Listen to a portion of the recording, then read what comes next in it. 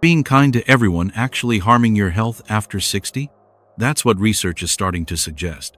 And it's something I've observed in hundreds of my patients over 3 decades. Sometimes, the most loving thing you can do for yourself is to set clear boundaries. I'm Dr. Elliot Graves.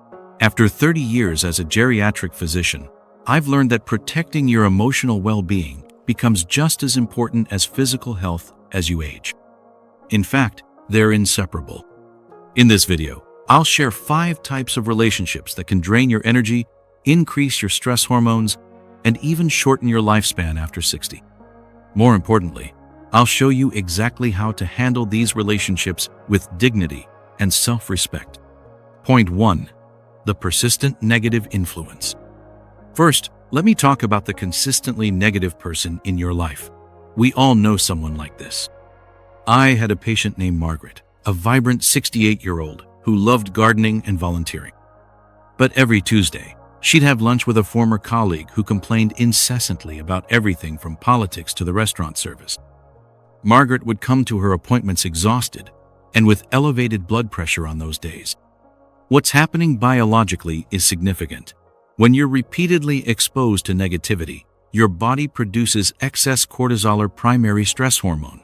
In younger adults, this system rebounds quickly. But after 60, elevated cortisol levels take much longer to normalize and can contribute to inflammation, cognitive decline, and even heart disease. Margaret eventually decided to limit these lunches to once a month and scheduled something joyful afterward. She told me, "I realized I can be kind from a distance. I don't need to make myself available to everyone's negativity." Her blood pressure stabilized, and she reported feeling more energetic. Remember, setting boundaries isn't unkind, it's self-preservation. Point 2. The boundary violator.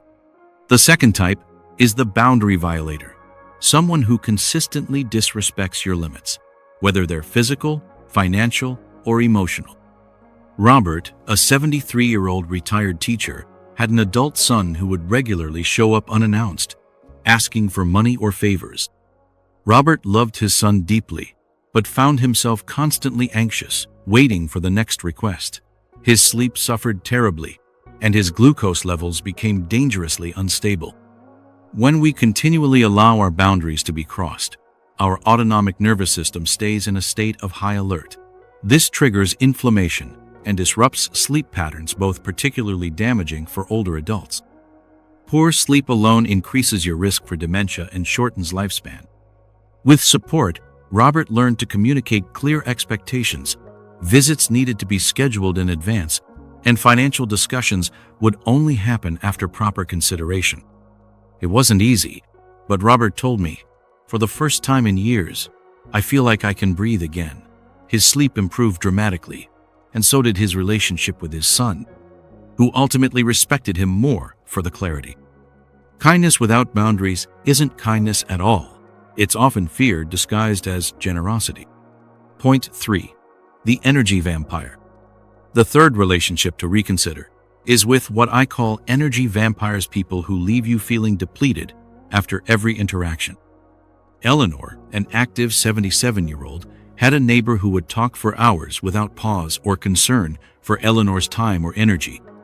Eleanor felt trapped in these conversations, often canceling her own activities to avoid appearing rude. Over 6 months, she gradually withdrew from her walking group and book club, becoming increasingly isolated. Social connection is vital for longevity, but not all social interactions are created equal.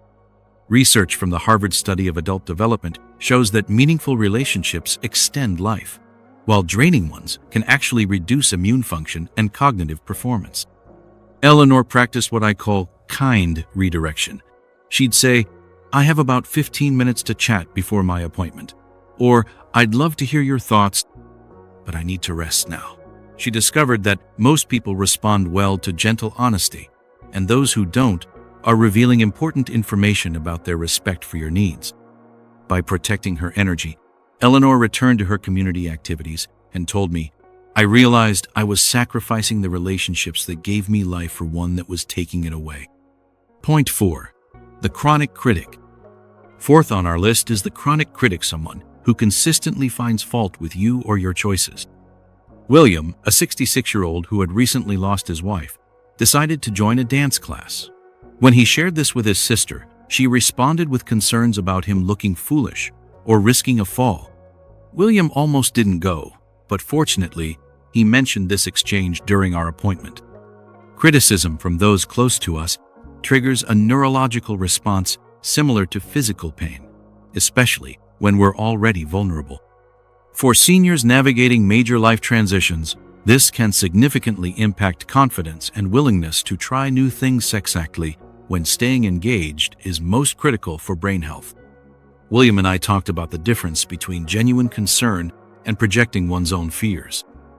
He decided to thank his sister for her concern while gently explaining that the class was supervised and appropriate for his fitness level.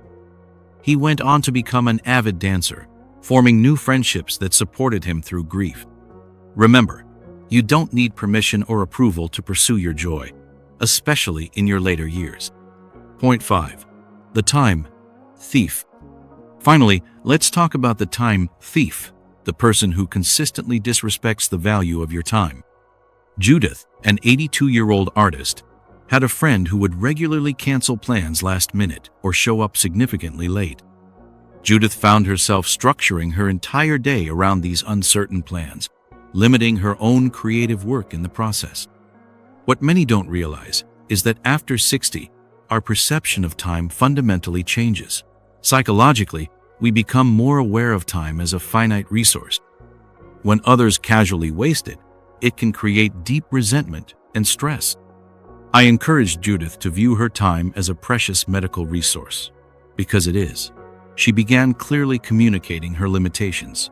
I've set aside 4 p.m. for our visit. If that changes, please let me know by 10 a.m. so I can adjust my day. She also adopted a personal policy that after 30 minutes of waiting, she would move on with her plans. The result? Some relationships naturally faded, but those that remained became more balanced and respectful. Judith told me, I finally understand that my time is valuable. Whether I'm producing art or simply enjoying my garden, no one has the right to take that from me. Let's quickly review these 5 relationships that deserve your careful boundary setting.